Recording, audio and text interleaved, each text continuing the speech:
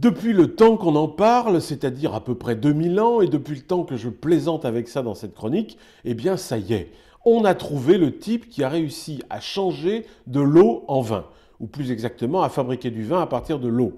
Alors je refroidis tout de suite votre enthousiasme. Non, Jésus-Christ n'est pas revenu, ou alors il a beaucoup changé.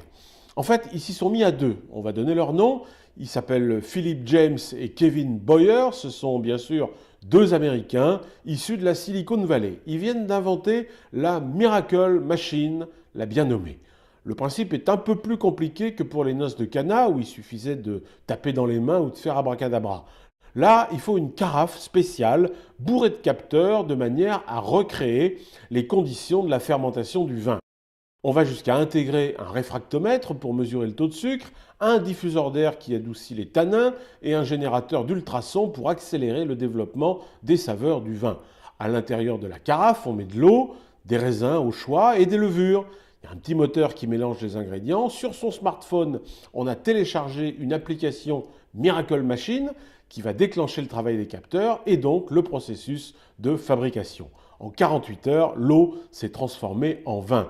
D'après le duo comique, on obtiendrait pour 1,50 € d'ingrédients un vin de qualité qu'on pourrait trouver dans le commerce autour d'un prix de 15 euros. En fait, il n'y a plus qu'à goûter pour voir si c'est vrai. Et si c'est vrai, Michel Rolland a du souci à se faire. La semaine prochaine, je vous le promets, on essaiera de trouver ceux qui ont réussi à réveiller Lazare bel au bois dormant après quelques siècles de coma prolongé.